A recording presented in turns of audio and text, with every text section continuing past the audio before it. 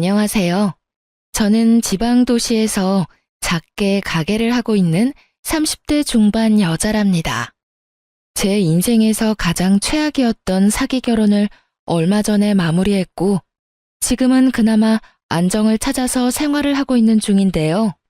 저 진짜 어릴 때부터 장사해서 똑 부러지는 애라는 소리 많이 듣고 살았답니다. 사리분별도 밟고 동계산도 특출나서 진짜 전 손해는 안 보고 살 줄 알았네요. 그런 제가 이렇게 호되게 당할 줄 누가 알았나요? 제 파란만장한 실패한 결혼 이야기를 제가 가장 애정하며 듣는 이곳에 한번 풀어보려고 합니다. 친한 동생이자 딸이자 친구가 하는 얘기라는 마음으로 한번 들어주세요. 저는 제가 사는 지역에서 크다면 큰 재래시장 안에 액세서리 가게를 운영하고 있어요. 아무래도 제가 시장 사장님 사이에서 좀 어린 편이기도 하고 다 건너 인사하고 사는 사이라서 밥도 자주 나눠 먹고 도움도 주고받으면서 주변 사장님들과 친하게 지내고 있었죠. 아유, 지은이는 진짜 어쩜 그렇게 장사도 잘하고 똑 부러지는지. 내가 아들만 있으면 바로 며느리 삼았을 텐데. 왜 아직도 시집을 안 가? 제가 잘났으니까 결혼을 안 하는 거지. 요즘 젊은 애들은 결혼 안 한대. 자기 인생 즐기는 거지. 나도 지금 태어났으면 결혼 절대 안 하고 혼자 살 거야. 그래도 여자로 태어났으면 결혼도 해보고 애도 한번 낳아보고 그렇게 살아봐야 돼. 내가 어떻게 괜찮은 남자 한번 중매해줄까? 아직 장사 좀 더 하고 천천히 할게요. 제가 알아서 할 테니까 걱정들 붙들어 매세요. 주변 사장님들이 저를 보기만 하면 왜 결혼 안 하냐고 서로 훈수두기 바쁘더라고요. 저는 결혼에 전혀 생각이 없었고 일만 하면서 살려고 작정을 했기에 그냥 웃어 넘길 뿐이었죠. 사실 친정 부모님이 별로 사이가 안 좋아서 어릴 때부터 집안 분위기가 그렇게 좋지 않았거든요. 그것도 제가 결혼을 안 하는 것에 크게 작용을 하더라고요. 저는 돈 차곡차곡 모아서 저만의 아파트 장만하고 돈 모아서 일찍 은퇴하는 게 꿈이었죠. 근데 친한 사장님이 자꾸 남자를 소개시켜준다고 하더라고요. 딱 한 번만 만나봐. 좋은 회사 다니고 인물도 좋아. 내가 딴 데 주기 아까워서 그렇다니까. 저는 아직 남자 생각 없어요. 너무 바빠요. 이제 그만 좀 말해요. 저 사장님이랑도 이러다가 멀어져요. 장난스럽게 자꾸 넘겼지만 몇 번을 계속 소개한다고 하니까 부담스럽더라고요. 근데 세상에, 그 남자랑 같이 가게에 온 게 아니겠어요? 처음 뵙겠습니다. 진짜 괜찮은 분이라고 소개를 받아서 제가 진짜 만나 뵙고 싶었어요. 그래서 계속 졸라서 여기까지 오게 됐네요. 남자는 저보다 4살 많은 30대 후반이었는데요.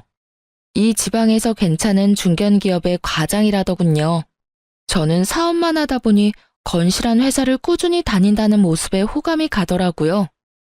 외모도 진중해 보였고 사실 나이치고는 괜찮았어요. 그래도 결혼 생각은 전혀 없었기에 좀 차갑게 대하고 돌려보냈는데요. 이 남자가 자꾸 가게로 찾아오기 시작하더군요. 간식을 갖다 주기도 하고 어머니 드린다고 머리핀을 사가기도 하고 말이죠. 그렇게 안면을 트고 대화를 나누다 보니 같이 저녁도 먹게 되고 어느새 사귀는 사이가 됐더라고요. 저도 실은 외로웠는지 든든한 남자친구가 생겨서 좋긴 하더라고요. 그동안 가끔 외로울 때 술 한잔하고 영화 볼 친구가 있었으면 좋겠다 싶었는데 연애하니까 설레는 감정도 생기고 이대로 지냈으면 좋겠다 싶었어요. 그렇게 6개월쯤 사귀고 있었는데요. 지금이 딱 좋다는 제 생각과는 다르게 남편은 결혼을 엄청 서두르고 압박을 하기 시작하더군요. 우리 이제 만날 만큼 만났는데 그만 결혼하자. 우리가 어린 나이도 아닌데 결혼 안 할 여자한테 정성 쏟는 거 별로 하고 싶지 않아. 자기 무슨 말을 그렇게 냉정하게 해? 결혼 안 할 거면 끝내는 게 맞겠네? 내 나이 정도 되는 남자들한테 물어봐. 연애에 에너지 쏟는 게 얼마나 힘든지 알아? 거기다 결과가 보이지 않는 거라면 얼마나 힘든데. 미안한데 난 결혼하기 싫어. 난 이렇게 연애하면서 지내고 싶었어. 근데 자기는 싫다니까 여기서 그만두는 게 서로한테 좋을 것 같아. 그럼 잘 가. 전 미련 없이 돌아섰어요. 여기서 영원히 그 인간을 안 봤다면 얼마나 좋았을까요? 여자는 쌀 한 톨만한 그놈의 정으로도 남자를 받아주고 용서해주는 바보 같은 면이 있죠. 저도 그 일말의 정 때문에 제 인생을 망칠 뻔했으니까요. 그렇게 헤어지고 일주일쯤 지났어요. 남편도 아무 연락도 없어서 이렇게 끝나나 보다 했죠. 어느 날 어떤 할머니가 남편을 소개해준 사장님과 같이 가게로 찾아왔더라고요. 아유, 이분이 지윤 씨 찾아와서 내가 모셔왔어. 일단 얘기 좀 나눠봐.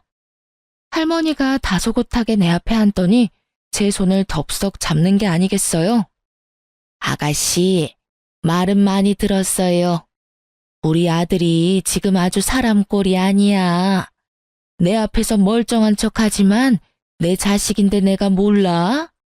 아가씨랑 헤어지고 얼마나 힘들어하는지 혼자 끙끙 앓아. 이 늙은 사람을 봐서라도 우리 아들 좀 만나주면 안 될까? 응? 그럼 상민 씨 어머님이란 말씀이세요? 제가 여기서 일하는 건 어떻게 하신 거예요? 응? 아, 전에 같이 시장 왔었는데 사귀는 아가씨가 여기서 장사한다고 말을 한 번 했어. 내가 그거 하나 믿고 여기 시장 와서 젊은 아가씨 찾는다고 물어 온 거예요. 내 정성을 봐서라도 우리 아들 한번 다시 만나줘요. 그러더니 갑자기 어디론가 전화를 하더군요.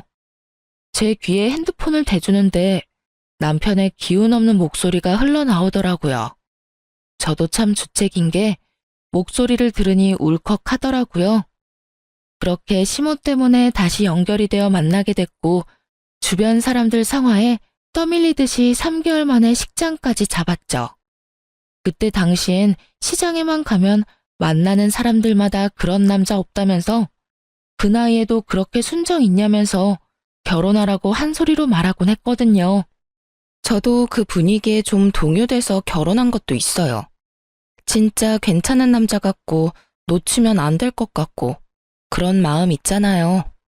지금 생각해보면 다들 잘 알지도 못하면서 남의 일이라고 그렇게 쉽게 말하고 몰아붙였나 싶네요. 남편이 나이에 비해선 모은 돈이 별로 없더라고요. 연봉도 나쁘지 않았는데 그 돈을 다 어디에 썼나 싶었어요. 내가 어릴 때부터 어머니랑 둘이 살아서 생활비며 뭐며 다 내가 내다 보니까 돈은 많이 못 모았어. 그래도 아파트는 하나 장만했으니 다행이지. 그럼 내가 지금 전세로 살고 있는 아파트에서 그냥 신혼생활 시작하는 게 어때? 거기 살면서 돈 좀 더 모아서 아파트 하나 매매할까? 나 계약도 남아있고 자기 직장 가기에도 나쁘지 않잖아. 뭐, 그래. 그것도 나쁘지 않지. 지금 나랑 어머니 사는 집도 꽤 넓고 나쁘진 않아. 엄마 혼자 그 넓은 집에 사는 게 좀 걱정이네. 이게 한두 번이 아니고 결혼 준비 시작하면서 만나기만 하면 이 얘기를 은근히 하는 거예요. 우리 나중에 더 좋은 집을 매매하려면 자기 전세금도 빼고 돈도 더 모으고 해야지. 우선은 우리 집에서 1년이나 2년 정도 사는 거 어때? 난 혼자 산지 오래돼서 어머님이랑 사는 건 좀 불편할 것 같은데. 우리 엄마가 같이 지내면 도움이 됐으면 더 됐지. 살림도 다 해주실걸? 우리 엄마가 얼마나 착한데. 혹시나 시집살이 그런 건 걱정하지 마. 엄마 나이가 좀 있으셔서 혼자 지내시면 혹시 무슨 일 생기진 않을까 걱정이 되니까 솔직히 결혼 준비를 진심으로 못하겠어. 저는 친정 부모님과 사이가 별로 좋지 않아요. 그래서 일부러 멀리 떨어져 살고 1년에 한 번 볼까 말까죠. 근데 시모를 너무나 애틋하게 생각하는 남편을 보니 저도 시어머니 정을 느끼면서 한번 같이 살아볼까? 또 다른 가족이 생기는 게 아닐까 그런 기대가 되더군요. 그때야 물론 몰랐죠. 시자가 들어가는 사람들과는 절대 진짜 가족이 될 수 없다는 걸 말이죠. 저는 뭐에 홀렸는지 우선 시댁에 들어가서 살자고 했어요. 그 말을 들은 남편이 얼마나 어린애처럼 좋아하던지. 그 순간은 좀 뭉클하기도 하고 뿌듯하더라고요. 군 결심해줘서 정말 고마워. 내가 우리 두 여자한테 진짜 잘하면서 살게. 앞으로 정말 잘해야 돼. 내가 지켜볼 거야. 그렇게 처음으로 셋으로 시작한 결혼 생활이었죠. 그러니 행복할 수가 있었겠나요? 결혼한 지 얼마 지나지 않아 남편은 매일 밤 10시나 돼서 집에 들어오더라고요. 회사 일이 너무 바빠서 야근을 한다는 거였죠. 저는 보통 늦은 오전에 가게에 나가서 받는 것도 제 일에 따라 마음대로였기 때문에 근무 시간도 자유로웠죠. 그러다 보니 남편보단 시모와 집에서 함께 있는 시간이 훨씬 많았어요. 시모가 아무것도 안 하는데도 왜 그렇게 불편하고 숨이 막힐 것 같은지 모르겠더라고요. 생판 남이 만나서 갑자기 같이 살게 되었으니 마음에 안 드는 것도 많고 생활 방식도 다를 수 있죠. 근데 시모랑 안 맞아도 너무 안 맞더라고요. 특히 시모는 제가 하는 건 다 못마땅한 것 같더군요. 넌 왜 걸레를 거기에 갖다 놓니? 베란다에 놔야 햇빛에 좀 마를 거 아니야. 그리고 컵은 왜 뒤집어서 안 놓는 거니? 그리고 수저는 왜 거꾸로 넣는 거야? 도대체 가정교육을 어떻게 받았는지 이런 사소한 것까지 내가 다 가르쳐야 되니? 진짜 숟가락 위치까지 고치려고 드니 점점 미치겠더라고요. 뭐만 조금 해도 시모한테 책 잡힐까 하는 걱정이 먼저였죠. 아무리 부모랑 멀리 산다지만 그래도 네 엄마는 도대체 뭘 가르친 거니? 나이가 몇인데 기본도 모르고 살았어? 어머니가 하는 게 다 맞는 건 아니에요. 왜 그렇게 사소한 것까지 어머니 식대로 하라고 강요를 하는 거예요? 저 그러면 불편해서 같이 못 살아요. 시어미가 빨래해주고 청소하고 저녁밥까지 차려주니까 아주 호강에 겨워 요강을 올라앉은 걸 모르나 보지? 잘못된 거 좀 고치라니까 그 말꼬라지가 뭐니? 누가 들으면 어머니가 살림 다 하시는 줄 알겠네요. 어머니는 말로 저를 시키고 제가 하잖아요. 그리고 저도 어머니가 안 빠른 행주로 그릇 물기 닦고 그러는 거 너무 싫은데 저도 참고 있는 거거든요. 이런 대화를 매일 한다고 생각해보세요. 여지껏 컵 뒤집어서 안 놨어도 저 혼자 조용하고 편하게 잘만 살았는데요. 이러한 사소한 걸로 시비를 거는데 미치겠더라고요. 남편한테 아무리 하소연을 해봐도 대답은 무슨 로봇 마냥 항상 똑같았죠. 어머니가 하자는 대로 좀 해드려. 앞으로 살면 얼마나 사신다고 그래? 그리고 어른 말씀 들으면 자다가도 떡이 나온댔어. 그럼 당신이 한번 겪어봐.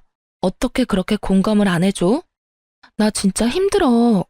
어머니한테 당신이 말 좀 해봐. 들어보면 다 별것도 아니구만. 그런 걸로 왜 그렇게 호들갑이야? 우리 어머니 불쌍한 분이야. 좀 잘해드리면 안 돼? 시모한텐 또 소름 끼치는 점이 있었죠. 뭔지 들으면 다 경악하실걸요? 아침에 남편이 회사 가고 나면 우리 방에 들어와서 한번 쓱 훑어보고 나가는 거 있죠? 가끔 있는 일이 아니고 매일 이 짓을 했답니다. 초반에 저 몰래 들어와서 보더니 저한테 들킨 이후로는 아주 당당하게 아침마다 들어오더군요. 심지어 방에 쓰레기통까지 뒤지는 걸 보니 열이 확 받았어요. 어머니, 지금 뭐 하는 거예요? 남의 방 쓰레기통은 왜 뒤져요? 뒤지긴 뭘 뒤져. 어차피 청소할 때 다 보는 건데. 근데 이거 뭐니? 누가 방에서 이런 음료수를 마셨어? 몸에도 안 좋은 걸. 상민이 힘들게 일하는데 좋은 것만 먹여도 모자랄 판에 잘하는 짓이다. 제가 진짜 지금까지 얼마나 참고 있는지 아세요? 방에 들어와서 뒤지는 건 진짜 못 참겠으니까 앞으론 다신 여기 들어오지 마세요. 아시겠어요? 여기 뭐 금덩이라도 숨겨놨어? 뭘 숨겨놨길래 그렇게 난리법석이니? 같이 사는 가족인데 뭘 그렇게 야단이야. 아유, 별꼴이야 별꼴. 시모와의 감정은 점점 악화되어 갔어요. 남편은 완전히 방관만 하고 있었고요. 일을 핑계로 집에서 진짜 잠만 자고 아침에 나갔죠. 저는 시모 얼굴이 보기도 싫어서 가게 아침 일찍 나가서 밤 늦게까지 있기 시작했어요. 밥도 다 가게에서 혼자 먹으니 그제야 좀 살 것 같고 숨통이 트이더군요. 그랬더니 어느 날은 시모가 밤에 가게로 들이닥친 적도 있어요. 가게가 바빠서 늦게 온다더니 이게 바쁜 거냐? 개미 새끼 한 마리 안 보이는데 거짓말을 해도 유분수지. 지금까지 계속 일하다 잠깐 쉬고 있었어요. 어머닌 이 밤에 여긴 왜 온 건데요? 설마 저 감시하러 온 거예요? 네가 저녁밥 하기 싫어서 여기 붙어 있는 거 내가 모를 줄 알아? 너 계속 그런 식으로 해봐. 상민이한테 다 일러 바칠 거니까. 빨리 집으로 가. 얼른. 이건 도대체 누구랑 결혼을 한 건지 분간이 안 갈 정도였어요. 시무랑 결혼 생활 하는 것 같았죠. 그리고 남편하고는 스킨십도 전혀 없었어요. 결혼하고 나서 손도 제대로 잡은 적이 없을 정도였네요. 여자라면 남편의 따뜻한 말 한마디와 다정한 스킨십이 큰 힘이 될 때가 있잖아요. 그런 것도 전혀 없으니 전 진짜 너무 외롭고 우울한 마음이 들었어요. 자존심 상해서 남편한테 말을 안 하다가 결국 터졌죠. 우리 둘이 밖에 나가서 데이트한 게 언젠 줄 알아? 결혼하고 손 한 번 안 잡고 사는데 부부 맞냐고. 이렇게 보면 당신은 도대체 왜 나랑 결혼했는지 모르겠어.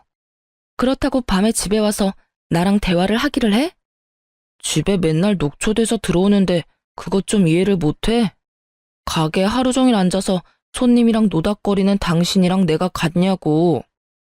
누가 들으면 내가 엄청 쉽게 돈 버는 줄 알겠다. 나도 힘들게 일하고 그만큼 자리 잡아서 겉으로 보기엔 편해 보이는 거지. 어머니가 같이 사시니까 당신 손잡는 것도 사실 부담스러워. 불편하기도 하고. 그걸 지금 말이라고 하는 거야? 그럼 우리 분가해. 내가 얼른 집 알아볼 테니까. 뭐? 약속이 틀리잖아. 우리 어머니랑 2년은 살기로 해놓고 이제 와서 이러면 어떡해? 1년도 안 살아놓고 말이야. 말도 안 되는 소리 하지 마. 도대체 당신이랑 결혼한 건지 당신 어머니랑 결혼한 건지 구별이 안 돼. 더 이상은 이렇게 못 살아. 저는 너무 화가 나서 그 길로 집을 나가버렸죠. 3일 동안 연락도 안 받고 가게도 안 나갔어요. 다른 지방에 혼자 내려가서 머리를 좀 식히고 왔죠. 갈 데가 없어서 밤에 가게로 돌아갔는데 남편이 가게 앞에서 딱 지키고 서 있더라고요. 연락도 안 받고 어디를 갔다 온 거야? 내가 얼마나 걱정을 했는지 알아? 여긴 왜 서 있어? 내가 언제 올 줄 알고. 내가 얼마나 걱정했는 줄 알아? 3일 내내 퇴근하고 계속 여기서 지키고 있었다. 그래도 당신 가게엔 돌아올 걸 아니까. 우리 엄마 때문에 그동안 스트레스 받은 거 내가 잘 알고 있어. 근데 내 일도 바쁜 걸 어떡해. 앞으로 내가 집에 일찍 가려고 노력할 테니까 집으로 가자, 응? 저는 진짜 바보 같게도 남편이 진심으로 저를 걱정한다고 생각을 했네요. 지금 생각해보면 제가 도망갈까봐 얼마나 걱정이 됐을까 싶어요. 노비를 잃은 주인 심정이었겠죠, 뭐. 그렇게 바보 같았던 저는 다시 집으로 돌아갔고, 앞으로는 잘하겠다는 남편은 하루가 지나고 바로 원래 모습대로 돌아오더라고요. 이때부터 저도 체념을 하기 시작했던 것 같네요. 근데 이상하게 시간이 지나면서 시모의 행동이 점점 이상해지더라고요. 물건을 못 찾겠다고 자꾸 저한테 어딨냐고 묻기 시작했어요. 그리고 아까 한 말을 또 하고 1시간 있다가 또 하고 그러더라고요. 내가 여기다 리모컨 뒀는데 또 어디 갔어? 또 네가 치웠니? 전 오늘 리모컨 보지도 못했어요. 왜 자꾸 저한테 뭐라고 하세요? 내가 분명히 여기다 놨단 말이야. 분명히 네가 또 치웠어. 나 골탕 먹이려고. 이 나쁜 것. 그렇게 한참 저를 따라다니며 못살게 굴고요. 결국 그놈의 리모컨 어디서 찾았는지 아시나요? 베란다 선반에 갖다 놨더라고요. 우리 상민이가 3살 때 발톱이 빨개서 돌아다니는 거야. 난 그게 고춧가루 묻은 줄 알았지 뭐니? 근데 한참 있다가 세상에 고춧가루 빻는 절구가 발에 떨어져서 피가 난 거였어. 그때 내가 얼마나 놀랬는지. 네, 어머니. 그런데 아까부터 똑같은 얘기를 왜 계속하는 거예요? 하도 들어서 이젠 다 외우겠어요. 이런 옛날 이야기를 하기 시작하는데요. 진짜 사람 피 말리는 게 뭔지 아시나요? 같은 얘기를 매일 반복해요. 매일매일 말이죠. 이때쯤부터 시모가 좀 이상하다는 생각이 들긴 했어요. 결정적인 사건이 터지기 전까진 그냥 넘기고 있었죠. 저녁에 집에 왔는데 시모가 혼자 허겁지겁 뭘 먹고 있더라고요. 근데 심지어 그냥 손으로 퍼먹고 있었어요. 그 모습에 너무 놀라 기함을 했죠. 어머니, 지금 뭐 드세요? 숟가락으로 드셔야죠. 대체 뭘 드시는 거예요? 가까이 가서 보니 무슨 흰죽 같은 걸 퍼먹고 있더라고요. 아니, 이 귀한 걸 누가 밖에다 내놨더라고. 누가 버렸는지 아주 집구석에 돈이 남아 도나. 네? 지금 밖에 있던 걸 집으로 갖고 왔단 말이에요? 이리 줘보세요. 그만 먹고요.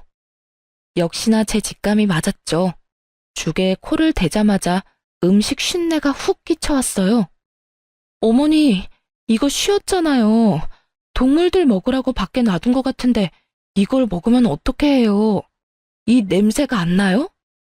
뭔 냄새? 멀쩡하기만 한데. 줘, 나 먹게. 나 배고파. 며느리라는 게 시어미 저녁도 안 챙겨주고.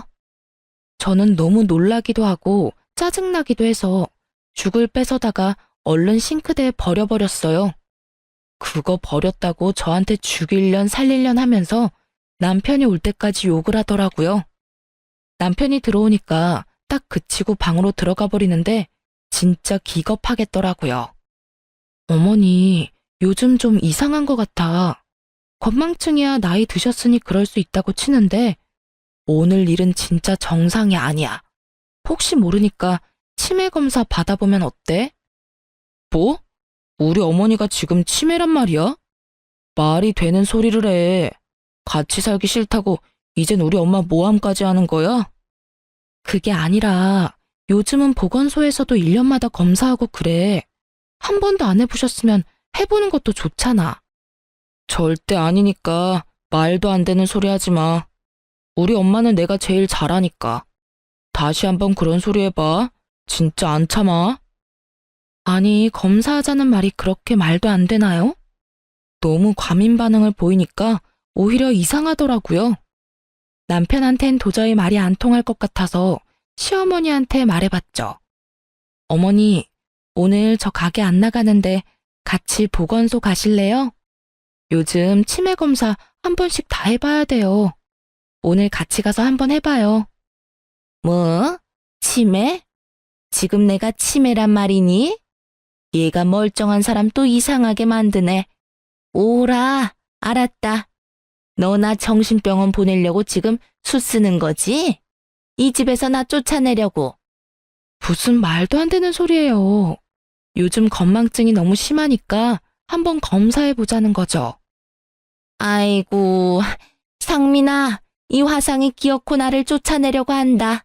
아이고, 이 어미 좀 살려줘라. 소리를 지르면서 방을 뒹구는데 진짜 그 꼴 안 본 사람은 믿지도 못할 거예요. 일말의 정까지 다 떨어져서 그냥 시모한테 신경을 끄기로 했죠. 그 후로 얼마 뒤 또 사람을 잡더군요. 이 나쁜 년, 너네 금반지 가져갔지? 당장 내놔. 어딨어? 내 반지 내놔. 무슨 반지요? 어머니가 반지 낀 것도 못 봤는데 갑자기 뭔 소리예요? 내 쌍 금가락지가 없어졌어. 우리 남편이 사준 건데. 이 도둑년, 당장 내놔. 당장! 시모가 제 멱살을 잡고 흔들기 시작했어요. 진짜 너무 놀랐죠. 근데 힘이 얼마나 장사 같은지 밀칠 수도 없었답니다. 한참 저를 흔들어대더니 확 밀쳐버리더라고요. 저는 숨이 막혀서 캑캑거리고 정신이 없었어요. 당장 지금 내 반지 찾아내. 안 그러면 이 집에서 쫓아낼 줄 알아? 기가 막혀서 진짜. 내가 그놈의 반지 찾을 테니까 기다려요. 이번엔 또 어디다 놓고 나를 괴롭히는지 보자고요.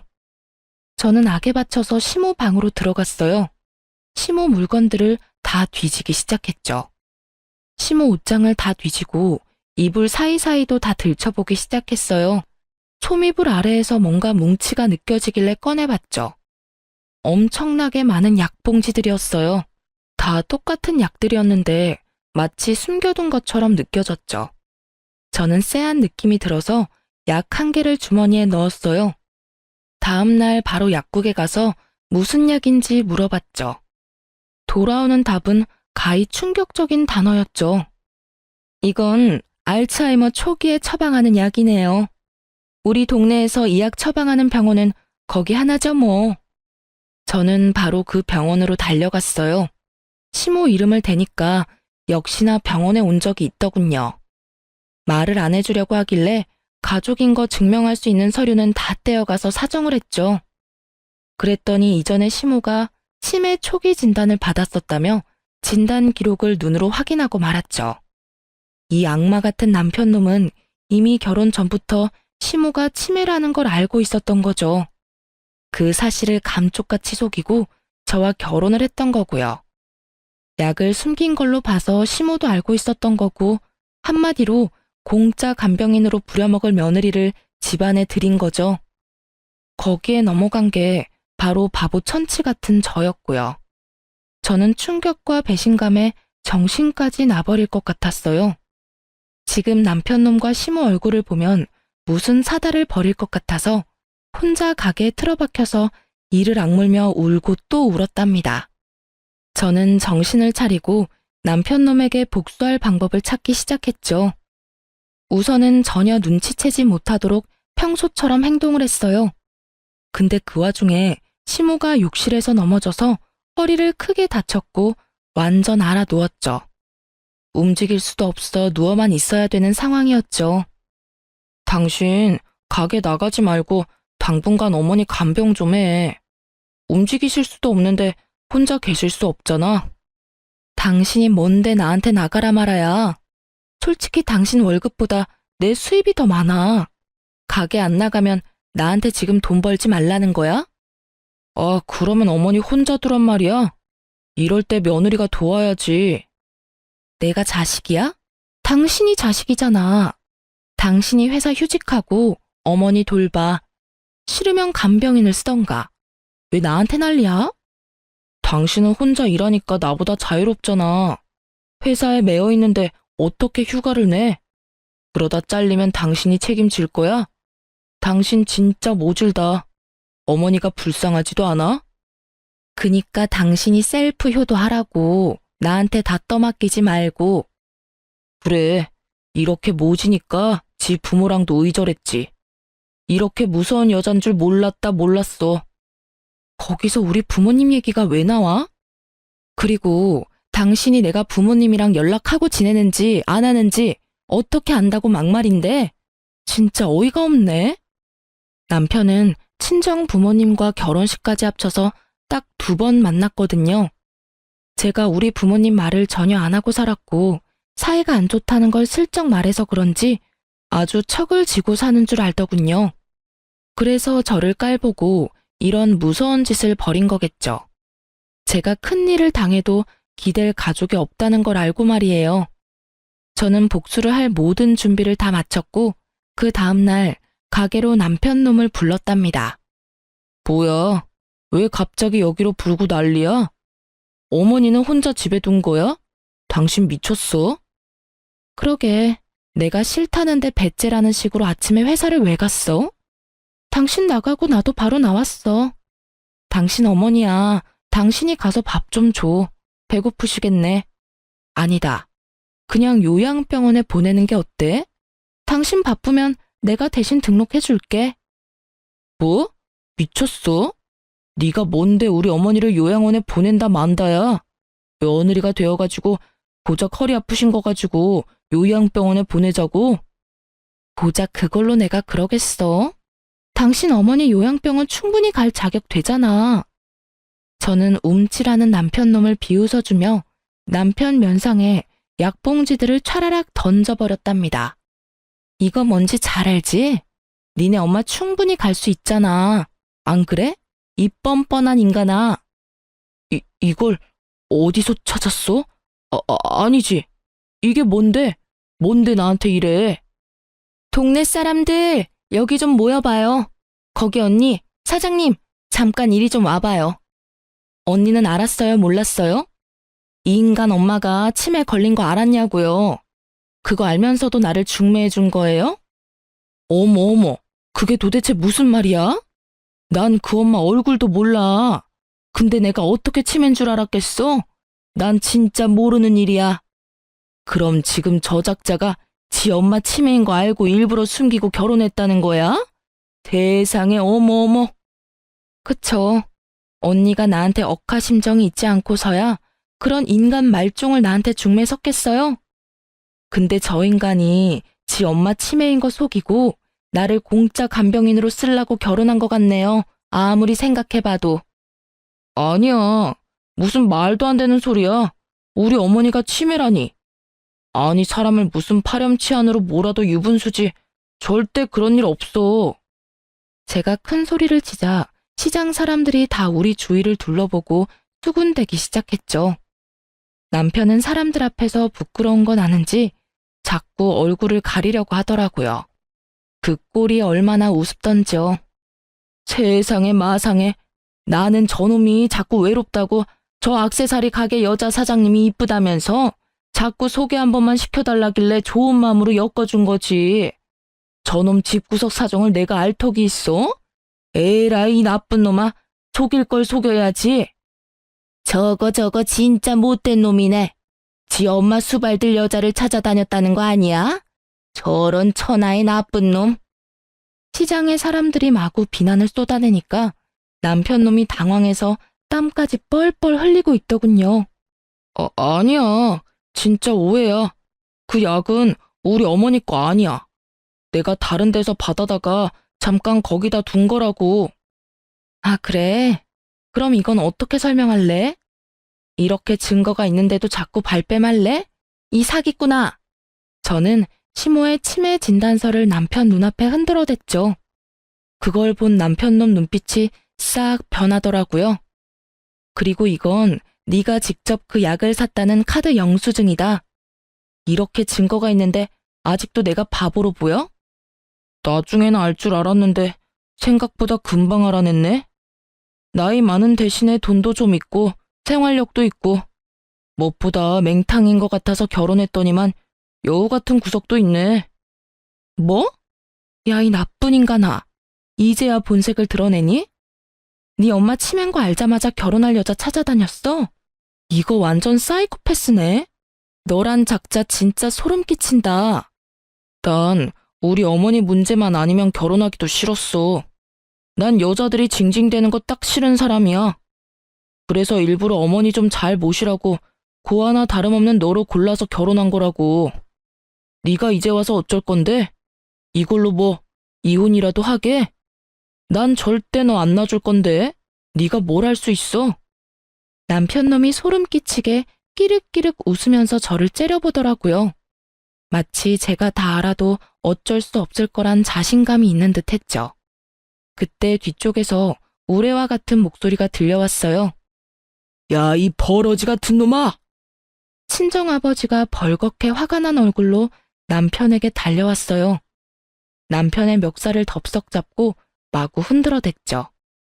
우리 친정 부모님을 본 남편이 놀라서 어리벙벙한 얼굴이더군요. 감히 네가 내 딸을 네 엄마 종 부리듯이 부리려고 했다 이거지? 넌 오늘 나한테 죽었어. 니까짓 게 감히. 어디서 집안도 별로인 늑딸이랑 결혼한다길래 내가 마지못해 허락하면서도 느낌이 싸했다. 이거 사. 젊은 나이에 시모 병수발 하려고 늦은 결혼을 했어? 엄마가 그 좋은 혼처 소개해줄 땐 다 마다하더니 이제 와서 그런 말 하면 뭐해? 이 나쁜 놈부터 당장 홍구멍을 내줘야지. 넌 내가 사기 결혼으로 무조건 깜빵 보낸다 이 자식아. 아니, 그동안 딸한테 관심도 없더니 왜 갑자기 와서 난리세요? 내놓은 딸 아니었나?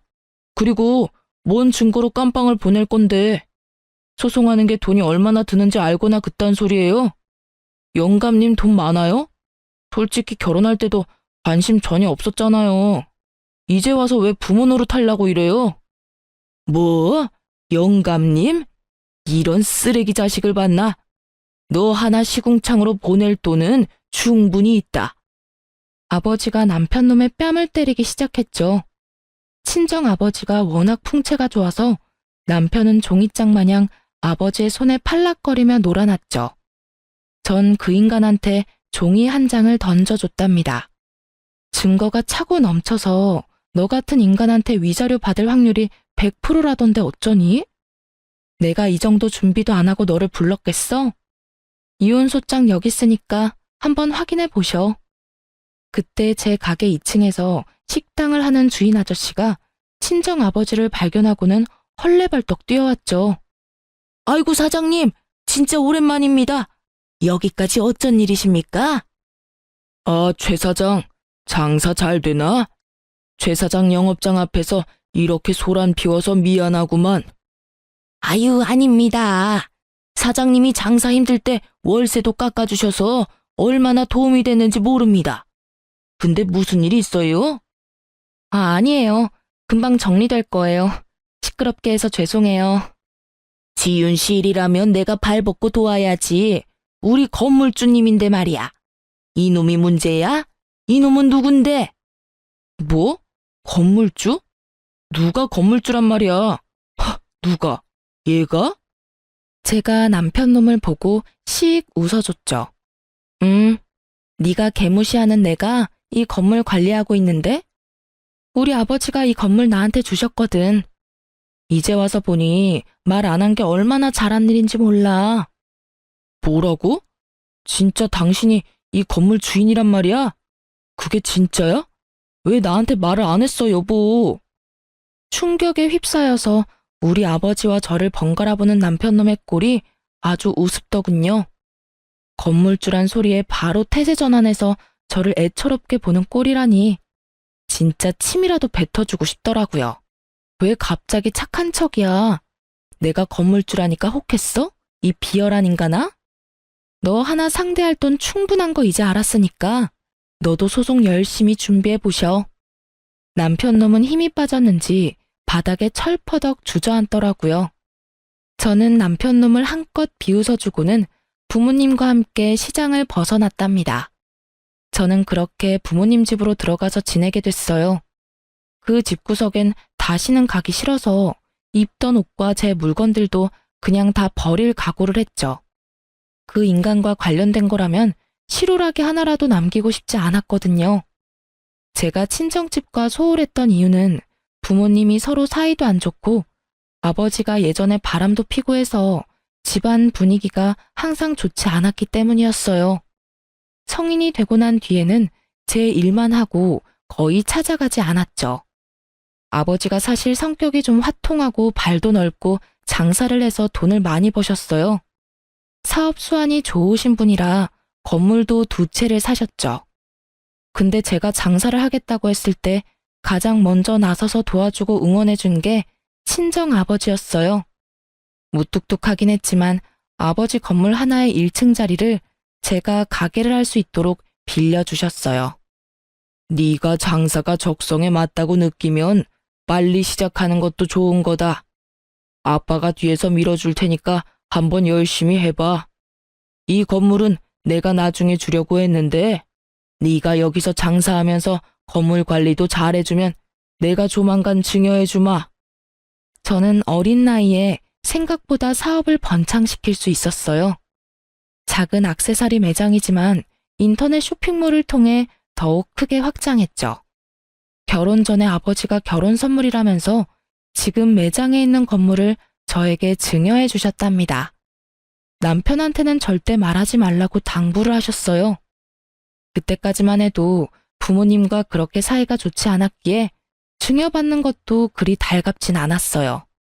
그러다 남편놈이 저지른 짓을 다 알게 되면서 혼자서는 견딜 수가 없어 친정을 찾아가서 다 털어놨죠. 그동안 부모님 앞에서 말도 잘 안 하던 제가 어린아이처럼 펑펑 울고 있으니 부모님도 많이 놀라셨을 거예요. 이런 쳐 죽여도 시원치 않은 놈이 있나? 우리가 눈을 시퍼렇게 뜨고 있는데 감히 그딴 짓을 벌여? 아빠 아는 변호사한테 당장 가자. 내가 이놈을 아작을 내고야 말겠어. 이거 완전히 사기 결혼 아니니? 지 엄마 치매인 걸 숨기고 우리 딸 개고생시키려고. 당장 그 집구석으로 가. 내가 이 연놈을 그냥. 저를 진심으로 생각해주고 같이 화내주는 사람들은 역시 부모님밖에 없더라고요. 그렇게 서로 끌어안고 울면서 그동안 쌓았던 앙금이 많이 사라졌던 것 같아요.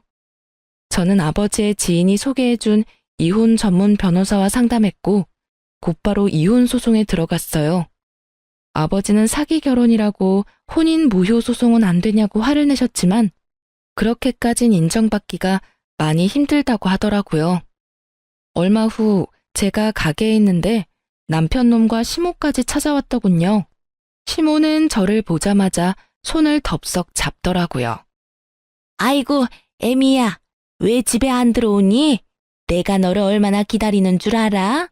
얼른 집으로 가자. 내가 널 보니까 눈물이 다 난다. 왜요? 수족처럼 부릴 사람이 없으니까 너무 불편하죠? 할머니 아들한테 아무 얘기도 못 들었어요? 내가 이혼 소송 걸었다고요, 그쪽 아들한테.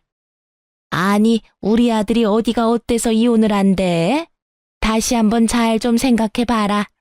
부부싸움 다 칼로 물베기야. 치매라면서 말은 참 잘하네요. 혼자 있어도 아들이 걱정 안 해도 되겠어요. 안 그래요? 근데 왜 그렇게 간병인을 찾아 헤맸는지 몰라? 누가 치매라는 거야? 나는 아니야. 네가 뭔데 그런 소리를 해대는 거야? 너 누구야? 벌써 오락가락 하시나 보네요. 아들이랑 치매인 거 속이고 결혼시키고 약은 죄다 옷장 속에 숨겨놓고 그러면 영원히 모르고 내가 등신처럼 살 줄 알았어요? 할머니도 사기죄로 깜빵 같이 들어가야 돼요. 뭘 알기나 하고 큰 소리를 쳐요. 여보, 어머니가 성치도 않은데 그런 말을 하면 어떡해. 어머니가 당신이 너무 보고 싶다고 밤마다 우셔. 당신 그거 알기나 해? 그래서 내가 이렇게 모셔온 거라고. 당신이랑 오해를 좀 풀고 대화를 하고 싶어서 왔어. 오해는 뭔 오해? 당신은 사기죄로 감옥 들어갈 준비나 해. 여기가 어디라고 염치도 없이 또 찾아와? 여기가 당신 소유 건물이라면서 그건 왜 숨겼어? 나도 숨긴 게 있고 당신도 숨긴 게 있는 거잖아. 결혼하기 전에 갖고 있는 재산은 다 말을 해야지. 당신이나 나나 똑같은 거 아니야? 이게 당신 건물이란 소리 듣고 내가 얼마나 화가 나는 줄 알아? 그러니까 서로 잘못한 셈 치고 화해하자. 응? 웃기고 있네. 당신 나 사랑해? 사랑해서 결혼한 거 아니잖아. 내가 고 하나 다름없는 것 같고 밥벌이도 하고 있는 것처럼 보이니까 네 엄마 간병인으로 쓰려고 결혼한 거잖아. 네가 저지른 건 범죄야, 범죄. 뭘 잘못했는지 아직도 모르나 보네. 진짜 인간 말종이다. 인간 말종. 애미야, 그러지 말고 우리 아들 한 번만 봐줘. 내가 이제 너한테 바라는 거 하나도 없다. 그냥 우리 아들이랑 잘만 살아주면 된다. 나는 진짜 쥐 죽은 듯 조용히 살게. 당신 아들 귀한 만큼 난 우리 부모님한테 더 귀한 자식이에요. 누구 인생을 망치려고 저런 사기꾼 늑다리랑 같이 살라는 거야? 진짜 웃기고 있어. 당장 둘 다 꺼져요.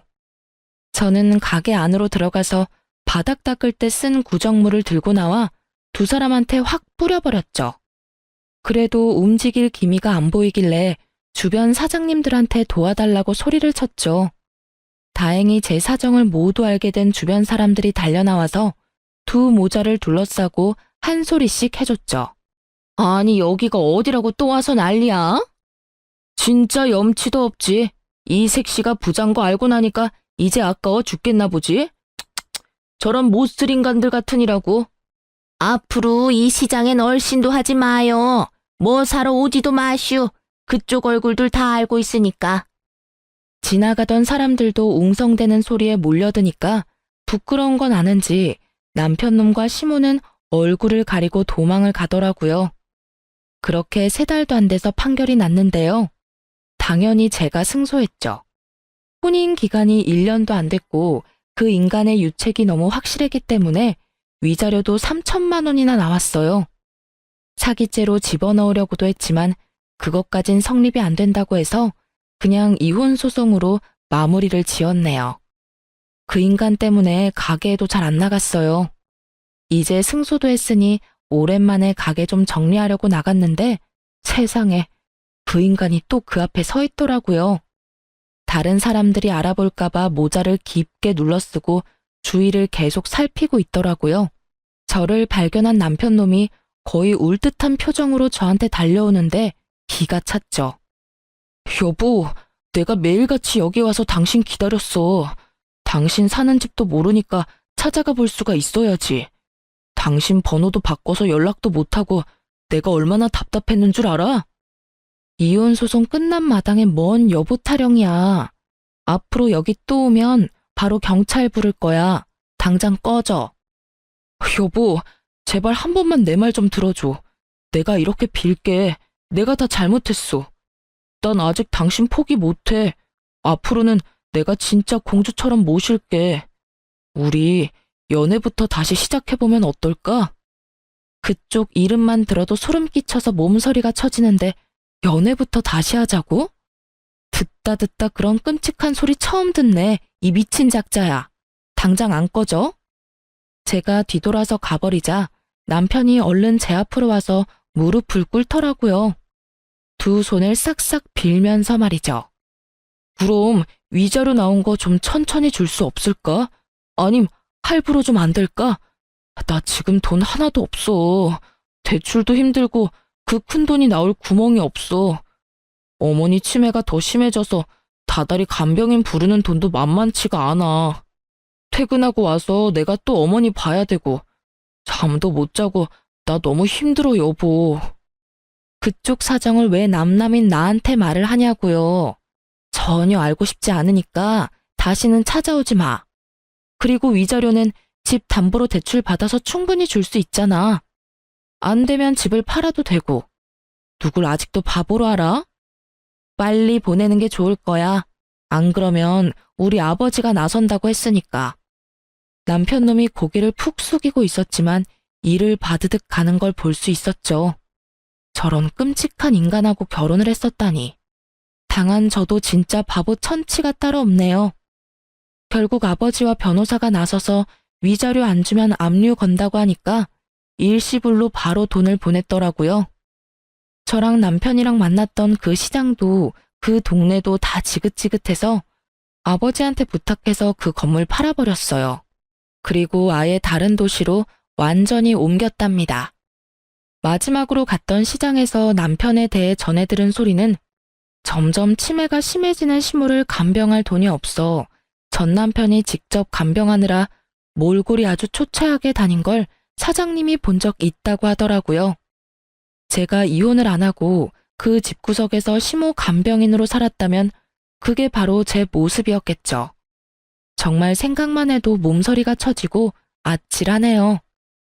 전 제가 계속했던 액세서리 사업을 계속하고 있고요. 새로 가게를 옮겨서 하니까 더 새롭고 좋네요. 혼자 사는 지금이 얼마나 행복한지 몰라요.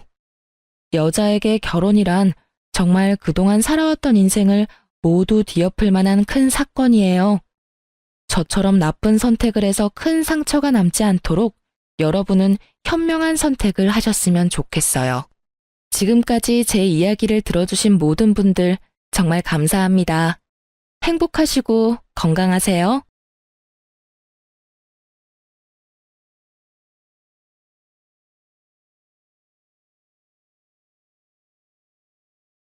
안녕하세요. 저는 평소 사연을 즐겨 듣고 있는 30대 애청자입니다. 평소 사연을 들으며 제가 겪은 일들이 떠오르곤 했는데 막상 이렇게 사연으로 적으려고 하니 떨려오네요. 긴 이야기가 되겠지만 모두 함께 해주세요. 저와 남편은 같은 대학, 같은 과 친구였어요. 그렇게 10년을 그저 친구 사이로 지냈는데 30살이 넘어가던 무렵 어느 순간 갑자기 남편이 남자로 보이더라고요. 남녀 사이에 영원한 친구는 없다던가요? 남편 역시 저와 마음이 통했는지 그때쯤부터 저를 특별하게 대해주었고요. 그렇게 저희는 자연스럽게 친구를 넘어 연인 사이가 되었고 3년을 연애하다 결혼하게 되었어요. 사실 사귄 지 1년쯤 됐을 때 결혼하려고 준비를 한 적이 있었어요. 그런데 그 당시에 갑자기 서방님이 여자친구가 임신했다고 알려오는 바람에 결혼 준비가 뒤로 미뤄지게 되었었죠. 저희가 알아봤던 식장뿐 아니라 스튜디오, 드레스, 메이크업, 심지어 신혼여행지까지 고스란히 서방님과 동서에게 넘겨줘야만 했었어요. 결혼이 미뤄진 것도 모자라 신중히 골랐던 모든 것이 무용지물이 되었을 땐 섭섭한 마음이 들었지만 워낙 오래 봐온 서방님께 가는 것이라 비교적 기쁜 마음으로 다 넘겨줬던 것 같아요. 그렇게 서방님이 먼저 결혼을 하게 되었고 저흰 2년이 지나고 결혼식을 하게 되었죠. 저희 시댁의 장점 중 하나는 식구들끼리 사이가 좋은 것이었는데요. 막 선을 넘는다거나 지나친 간섭, 연락을 한다거나 하는 막무가내의 것이 아니었어요. 그저 딱 적당하게 선을 지키며 돈독하고 화기애애한 것이었죠. 시부모님들도 다 좋으셨고 서방님 역시 저를 잘 따르고 잘 대해주었죠. 딱 한 사람, 동서만 빼고요. 저와 동서는 결혼하기 전에도 그렇고 결혼하고 난 뒤에도 딱히 부딪힌다거나 얼굴 붉히는 일조차도 없었는데 왜인지 모르게 동서가 저를 싫어한다는 느낌이 계속 들더라고요. 그 느낌은 제가 결혼을 하고 난 뒤 더욱 강하게 느껴지더군요. 누구 때문에 제 결혼이 2년이나 미뤄졌는데 모든 사실을 다 알고 있는 동서가 저에게 고마워하기는커녕 적대적인 감정을 숨기지 않으니 저 역시 동서에 대한 마음이 곱지 않았어요. 그렇게 동서와 저 사이엔 묘한 기류가 맴돌았고 결국 그 감정이 폭발하는 날이 오고야 말았죠. 그날은 제삿날이었고 전 반차를 쓰고 시댁으로 향했어요. 큰 불만은 없었어요. 시댁은 제사가 많은 집안이었는데 제가 시집 오던 해에 어머님께서 다 없애시고 1년에 2번만 하자고 해주셔서 큰 부담이 없었거든요. 전 생각했던 것보다 일찍 시댁에 도착해 먼저 제사 음식을 준비했고 1시간쯤 지나니 동서가 아이를 데리고 오더군요.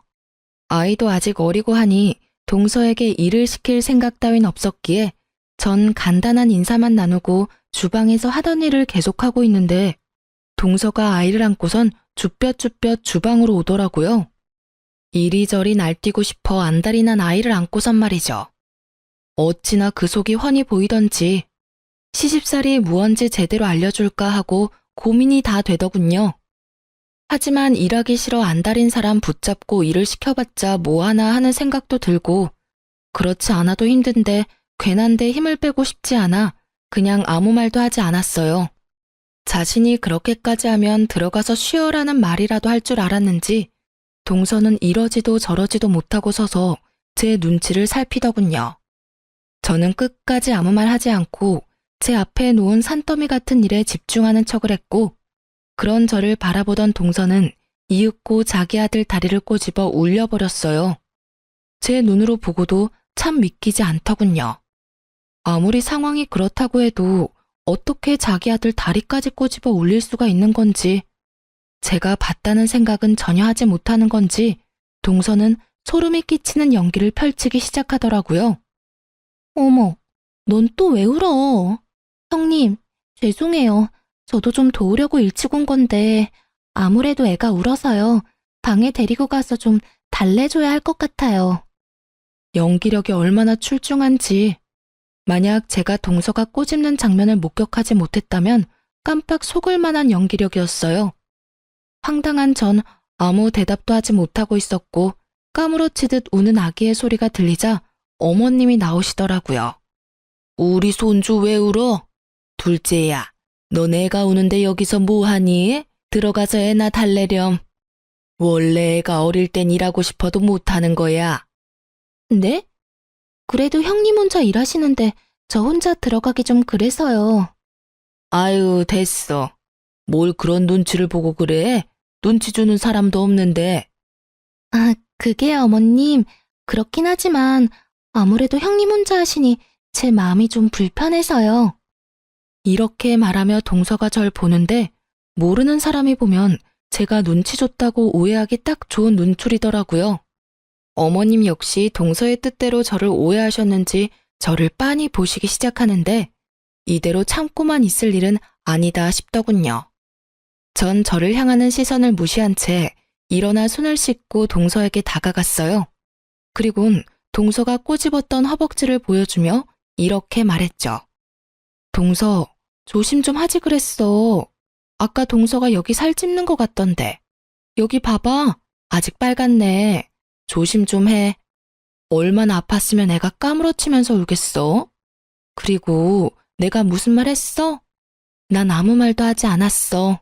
들어가서 아들 먼저 달래줘. 갑자기 꼬집혀서 아픈 건 둘째치고 애가 많이 놀랐겠어. 제 말에 동서는 제가 봤다는 사실을 깨달았고 아이의 허벅지보다 더 붉어진 얼굴을 하고 고개를 숙이더군요. 어머님은 계속해서 찡찡거리는 아이를 안고 방으로 가신다며 주방을 벗어나셨고요. 어머님이 들어가신 후 동서는 숙였던 고개를 획 들더니 화를 내며 저에게 따지기 시작하더군요. 형님, 꼭 이렇게 제 망신을 주셔야 해요? 이왕 모른 척 해주셨으면 끝까지 모른 척 해주시면 되잖아요. 아니, 애초에 저한테 들어가서 쉬라고 한마디 해주셨으면 이런 일까지는 없었잖아요. 적반하장도 유분수지. 누가 누구한테 따지고 드는 건지 모르겠더라고요.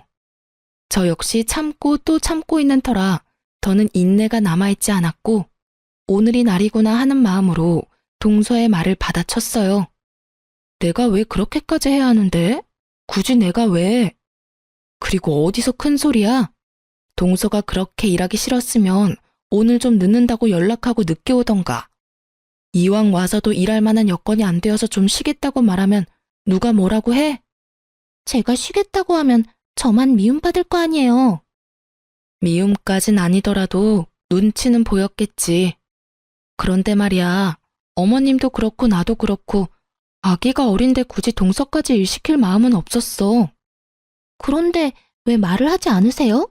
들어가서 쉬라고 한마디만 했으면 됐잖아요. 아까도 말했잖아. 내가 왜 그렇게까지 해야 하냐고. 애는 엄마 품에서 내려와서 놀고 싶어 안달인데 그런 애를 굳이 안고 주방에 와서 서 있는 꼴을 보고 내가 굳이 동서한테 들어가서 쉬라는 말이 하고 싶었겠어? 나 그렇게 성격 좋은 사람 아니야, 동서. 그래서 굳이 어머님도 계시는데 우리 아이 허벅지까지 다 보여주신 거예요? 저 곤란하게 만들려고요? 설마.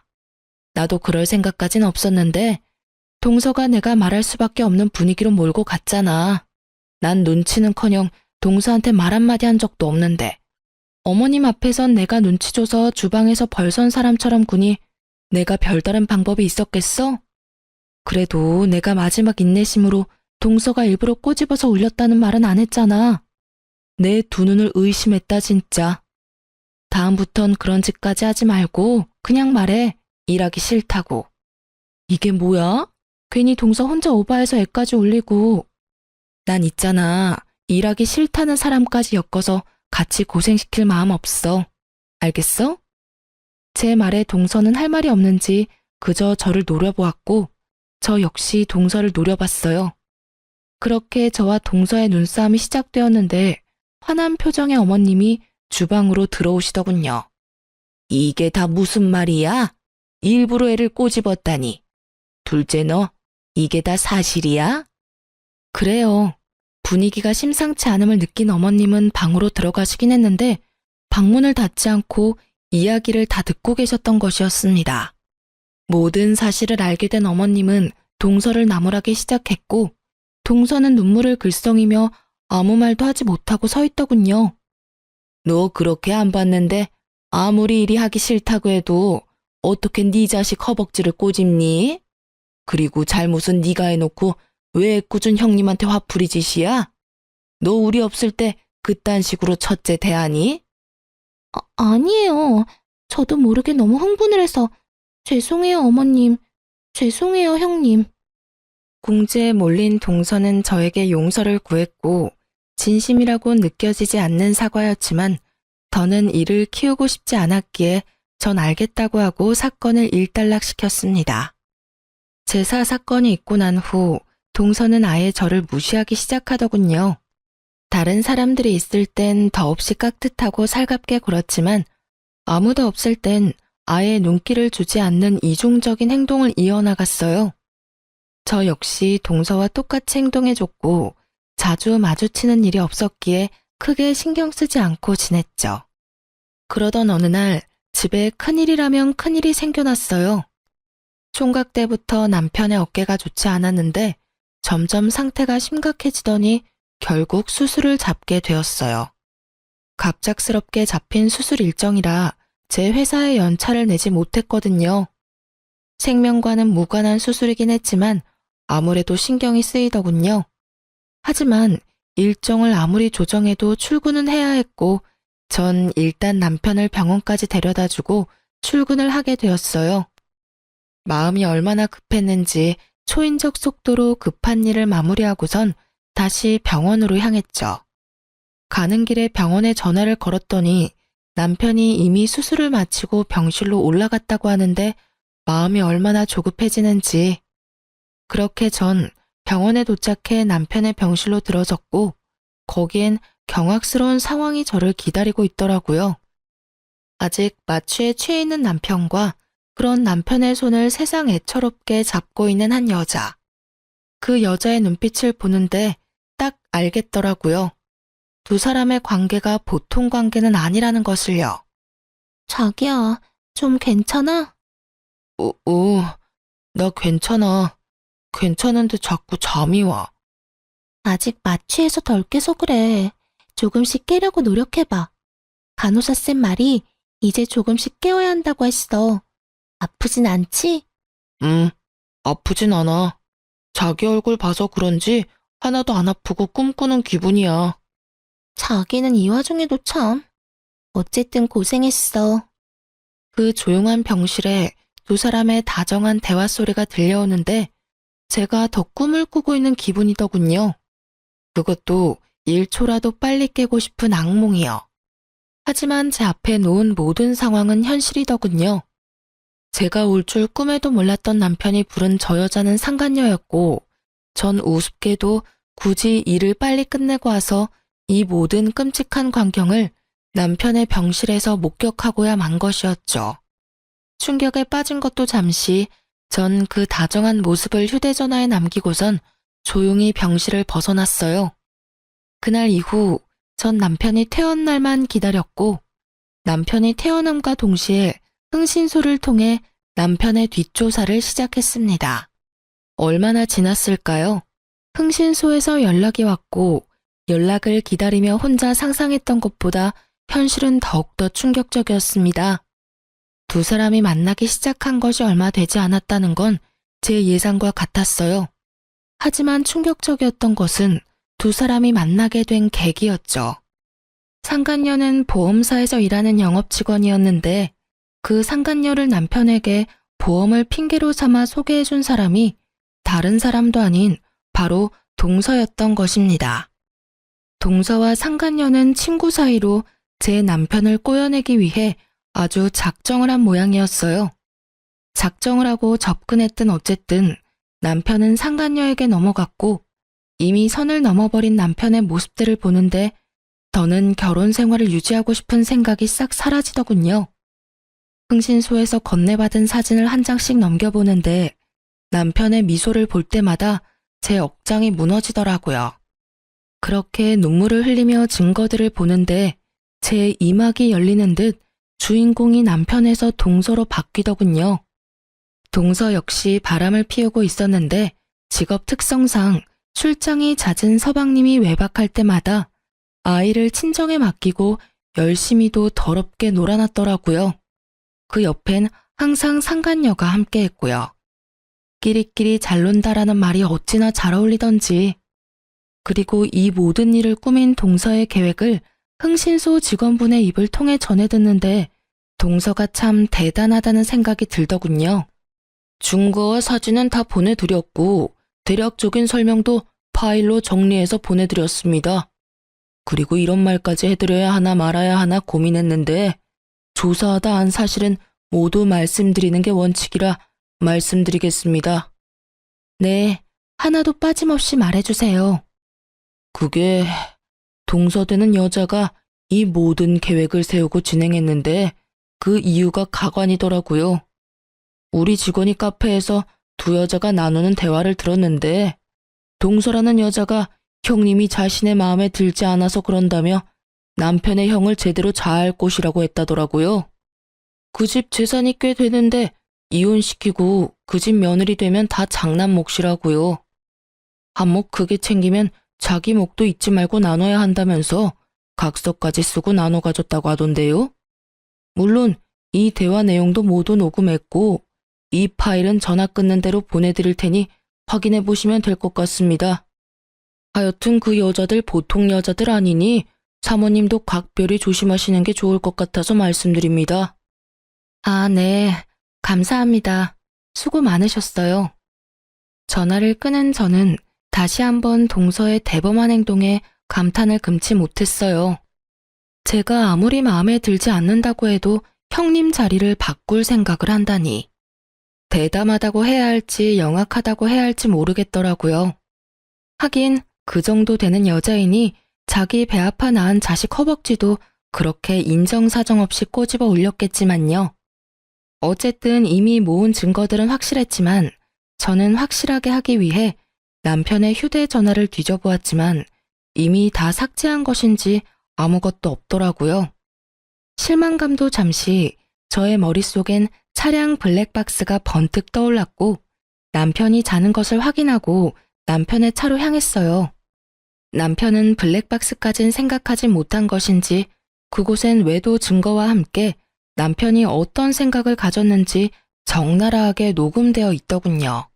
자기야, 그러면 이혼하는 거지? 그럼 얼른 이혼하고 자기랑 살아야지.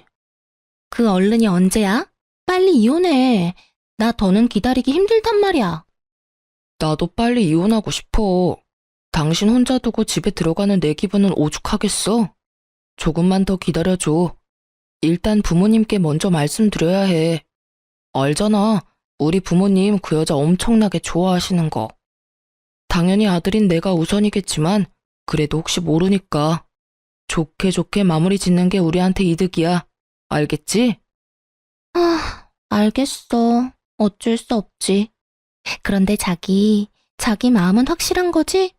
확실히 나 사랑하는 거 맞냐고. 혹시 사는 건 그 여자랑 계속 살고 나랑은 바람만 피우면서 즐길 생각은 아니지? 그런 말이 어디 있어?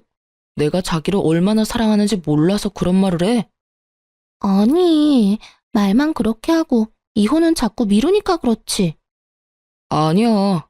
돌아가는 상황 조금만 지켜보다가 적절한 때에 이혼 이야기 꺼낼 테니까 조금만 기다려줘. 자기 이거 받아. 저번에 이거 예쁘다고 했었지? 어머, 이거 내가 갖고 싶어 하던 샤땡 가방이잖아.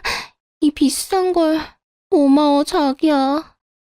이 정도 가지고 뭘. 자기가 좋아하니까 나도 뿌듯하다. 다음엔 더 좋은 걸로 사줄게. 자기 최고야. 사랑해. 나도 사랑해. 상간녀가 만나는 남자가 한둘이 아니라는 사실을 꿈에도 알지 못하는 남편은 상간녀에게 푹 빠져 있는 돈 없는 돈 다 퍼다 쓰며 상간녀의 배를 불려주고 있더군요. 남편과 알고 지낸 지 15년.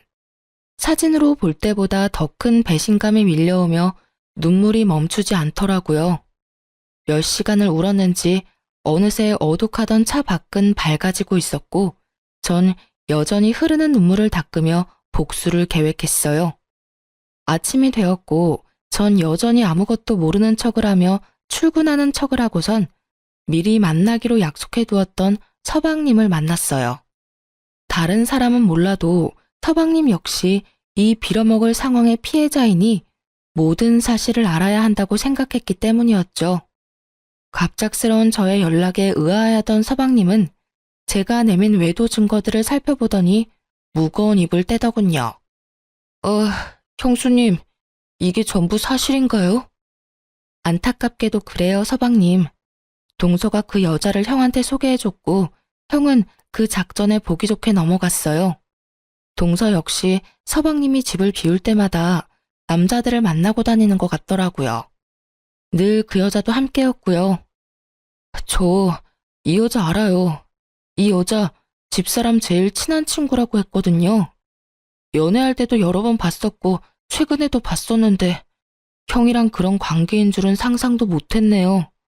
어떻게 사람 탈을 쓰고 이딴 짓들을 할 수 있는지. 어쨌든 부모님께는 제가 말할게요. 조금만 기다려주세요. 제가 이야기 꺼내는 게 더 낫지 않을까요? 아니에요, 형수님. 이 여자 요즘 보험 핑계 대면서 부모님 댁에도 들락날락하고 있다고 들은 것 같은데 날 한번 잡아보려고요. 한 장소에 다 모였을 때 한 번에 터트리는 게 좋을 것 같아요. 기가 막히더군요. 외도도 모자라서 시댁까지 이미 들락날락하고 있었다뇨. 상간녀와 동서의 계획이 눈에 훤히 보이더군요. 보험을 핑계로 삼아 자연스럽게 시부모님들께 얼굴을 트며 좋은 인상을 남기려고 했겠죠.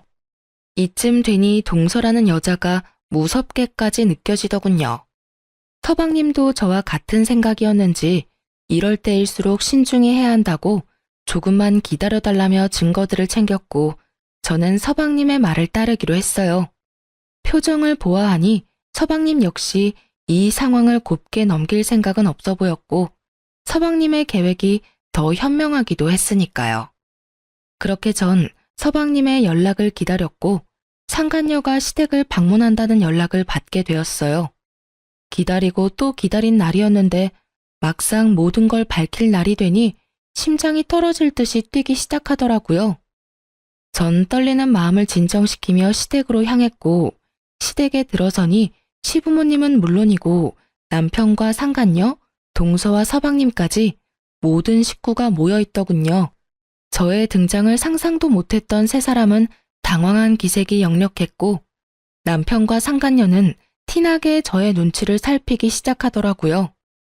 그 와중에 동서는 저에게 친근한 척을 하면서 다가오는데 당장이라도 친한 척 제 팔을 잡은 동서의 팔을 확 꺾어버리고 싶은 걸 얼마나 참았는지 모릅니다. 그렇게 제가 이성의 끈을 끊어먹을 위기에 처해 있을 때 서방님이 아버님께 준비한 증거들을 보여주며 상황을 설명하기 시작했어요. 아버지, 이거 좀 보세요. 이게 다 뭐야? 형이 저 여자랑 바람을 피우고 있더라고요. 두 사람이 만날 수 있도록 도움을 준 사람이 놀랍게도 제 집사람이었고요. 서방님의 말에 아버님은 믿을 수 없다는 표정으로 증거들을 살폈고 동서는 어느새 아버님 앞에 무릎을 꿇고 앉아 눈물을 흘리고 있더군요. 모든 상황을 그저 지켜보던 어머님은 보통 상황이 아니다 싶으셨는지 아이를 안고 방으로 들어가 버리셨고 아이가 자리에서 사라지자 아버님께서 남편에게 의중을 물으며 본격적인 대화가 시작되었어요. 이게 다 어떻게 된 것이야? 이 사진들이 전부 사실인 거야? 아버님은 사진을 흔들며 남편에게 물었고 남편은 차라리 잘 됐다는 투로 대답하더군요. 네, 보신 대로예요. 저 이수정이와 만나고 있고 수정이 사랑해요. 뭐가 어쩌고 저째? 누굴 사랑한다고? 이 여자 수정이를 사랑한다고요. 그래서 드리는 말씀인데 집사람하고는 이혼하고 남은 여생은 수정이하고 살고 싶어요, 아버지. 제가 버젓이 자신의 옆에 앉아 있는데도 다른 여자를 사랑하고 있으며 그 여자와 살고 싶다는 남편을 보며 그나마 있던 미운정마저도 뚝 떨어지는 기분이 들더군요. 아버님 역시 저와 생각이 같으신지 남편을 가만히 노려보다 저에게 시선을 옮기신 후 차분한 말투로 질문하셨죠. 아가, 네 생각은 어떠냐? 넌 어떻게 하고 싶어? 저 역시 같은 생각이에요. 저딴 인간하고는 1분 1초도 같이 살고 싶지 않아요, 아버님. 그래. 일단 알겠다. 아버님은 고개를 끄덕이며 생각에 잠기신 듯 하더니 이내 고개를 들며 남편에게 통보하듯 말하기 시작하셨어요. 두 사람 말은 잘 들었고 그렇게 하도록 하자. 일단 결혼할 때 마련해준 집부터 비우거라. 네, 알겠습니다, 아버님. 당연한 듯 답한 저와는 달리 남편은 이런 상황은 계획에 없었다는 듯 언성을 높이기 시작하더군요. 아버지, 그게 무슨 말이세요? 집은 갑자기 왜 비워요? 아버지, 그 집은 저한테 주신 집이잖아요. 그러면 이제 제 집인데 저까지 왜 그 집에서 나와야 하냐고요? 그걸 몰라서 묻는 게야? 그 집은 너희 두 사람이 결혼한다기에 준 집이었다. 엄연히 따져 말해보자면 네가 아니라 내 며느리한테 주는 뇌물과도 같은 거였어. 모자란 내 아들 잘 데리고 살아달라고 뇌물로 준 집인데 두 사람이 이혼한다고 하니 당연히 집은 다시 돌려받아야 하지 않겠어? 집은 비우는 대로 팔아서 며느리한테 위자료로 조금 줄 생각이니 그런 줄 알고 이번 주 내로 집부터 비우거라. 아버님은 최대한 차분하게 말씀하셨지만 그런 아버님과는 달리 남편은 더욱 언성이 높아지더라고요. 그럼 저는요? 그 집에서 나오고 나면 저는 어디에서 수정이랑 새 출발해요? 아, 새로 집 얻어주시려고요? 하긴 이 사람이랑 살았던 집에서 수정이랑 계속 사는 것도 좀 그렇긴 하겠다. 아버지, 그럼 집은 언제 얻어주실 건데요? 어쩜 저리도 머릿속이 텅텅 빌 수가 있는 것인지. 남편을 알고 지낸 세월이 15년인데 저렇게 생각 없는 놈이었다는 것을 처음 깨달은 저 자신이 참 한심스럽더군요. 저리 한심한 새끼인 줄도 모르고 인생의 절반을 함께 했으니 말이에요. 저도 저 자신이 이렇게나 한심스러운데 아버님은 오죽하실까 하는 생각이 들었고 제 예상대로 아버님 역시 깊은 회의감이 드는지 긴 한숨 후 단호하게 말씀하시더군요. 네 놈은 이 상황에서 할 말이 그것뿐인 거야? 다른 사람한텐 몰라도 네 집사람한테는 용서를 구했어야지. 네가 그러고도 사람이라고 할 수 있는 게야? 네가 그러고도 집 해달라는 말이 입 밖으로 나오냐 이 말이다. 아버지 그건 어차피 이미 다 안 상황이고 이제 와서 사과 따위 해봤자 뭐예요. 달라질 게 없는데요. 이걸 말이라고 내뱉고 있는 건지 정말 아버님만 아니었다면 그 자리에서 딱이라도 한 대 때리고 싶은 심정이더라고요.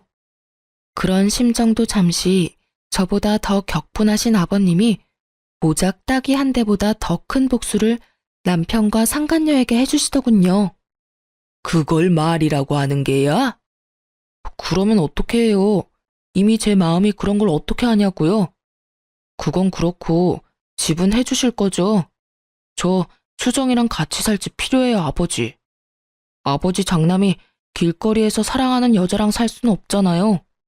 난 너 같은 놈한테 더는 지원해줄 생각 따위는 없다. 네 입에서 이혼이라는 말이 나오는 그 순간부터 난 아들 하나 없는 셈 치기로 했으니 아무것도 바라지 말거라. 아버지, 이러시는 법이 어디 있어요? 내 돈으로 내가 알아서 하겠다는데 법이 왜 나와? 더는 긴 말 하지 말거라.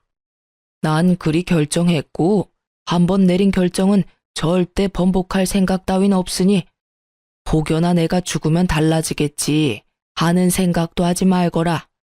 유언장에 다 적어놓고 죽을 거니 알겠느냐?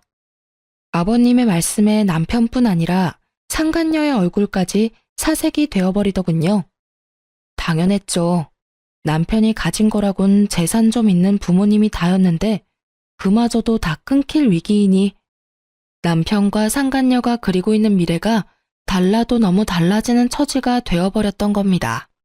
거기에다가 블랙박스를 통해 알게 된 사실으론 그나마 가진 직장마저도 상간녀와 함께 새 출발할 때 아버님께 투자받아 사업을 시작할 요량으로 직장에 사표를 내버렸고 곧 회사에서 나와야 할 상황이니 더욱 앞이 깜깜했겠죠. 사색이 된 남편은 이내 상간녀를 바라보았고 어쩔 수 없다는 듯 이렇게 말하더군요. 자기야, 이왕 이렇게 된 거, 나 그냥 이혼하고 열심히 살아볼 테니까 자기도 나 믿고 열심히 살아줘. 그러면 우리 두 사람 잘 살 수 있지 않을까? 남편의 해맑은 굳건한 다짐에 상간녀의 얼굴은 더욱 사색이 되어가더니 이윽고 소리를 지르며 남편을 뿌리쳤어요. 야, 너 미쳤어? 손이 발이 되게 빌어서 한 푼이라도 받아올 생각을 해야지. 뭐? 열심히 살아달라고? 그게 말이야 똥이야. 내가 미쳤어? 너 같은 거랑 같이 살게? 자기야, 그게 무슨 말이야? 나 사랑한다고 했잖아.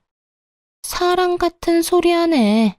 그건 네가 네 부모한테 받아올 재산이 있을 때나 한 사랑이고 지금 이 상황에선 안 하지, 사랑. 끼지도 않아.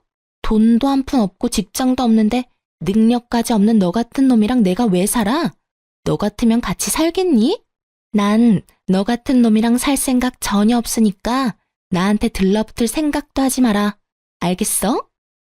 한바탕 퍼부은 상간녀는 고래고래 소리를 지른 후 현관을 향해 걸어갔고 그런 상간녀를 동서가 붙잡더군요. 수정아, 진정 좀 해. 네가 지금 이렇게 가면 어떻게 해? 잠시만, 조금만 진정 좀 하자. 응? 애처롭게도 붙잡는 동서가 불쌍하지도 않은지 상간녀는 동서를 밀치며 정신줄을 놔버린 사람처럼 소리를 지르더라고요. 진정? 너 같으면 진정이 되겠어? 이게 다 너 때문이야. 왜 나한테 저딴 놈이나 꼬시라고 해서 이 거지 같은 상황에 날 엮게 하냐 이 말이야. 그게 무슨 말이야. 너 지금 너무 흥분해서 아무 말이나 막 하는가 본데 흥분 좀 가라앉히자 제발. 격분한 상간녀의 반응에 적잖게 당황한 동서는 말까지 더듬으며 끝까지 착한 척 연기를 펼쳤고 그런 동서가 답답했던 상간녀는 욕까지 곁들이며 설명해 주더군요. 끝까지 연기하기는 이 멍청한 년아. 상황 보면 모르겠어? 다 끝났어. 네가 나한테 저 멍청한 놈 꼬시라고 한 것부터 그래서 내가 의도적으로 저 멍청한 놈한테 접근해서 이혼시키려고 한 것까지 다 들켰다고. 그러니까 너도 착한 척 연기 그만하고 네 살 길부터 찾으란 이 말이야. 아니야, 아니라고. 난 그런 적 없어. 자신의 계획이 상간녀의 입을 통해 적나라하게 밝혀지자 동서는 크게 당황했고 당황한 동서는 상간녀를 있는 힘껏 밀쳐버리더라고요.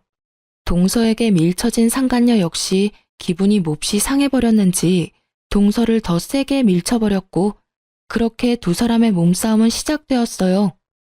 시장판 싸움보다 더욱 거친 두 사람의 개싸움이 계속되는 사이 서방님은 모든 상황을 정리하고 싶은지 따로 정리해두었던 동서의 외도 증거들을 보여주며 차분히 자기 뜻을 알리기 시작했죠. 아버지, 이거 형뿐만 아니라 저 사람도 외도를 저지르고 있더라고요. 그래서 저도 이혼을 하려고요.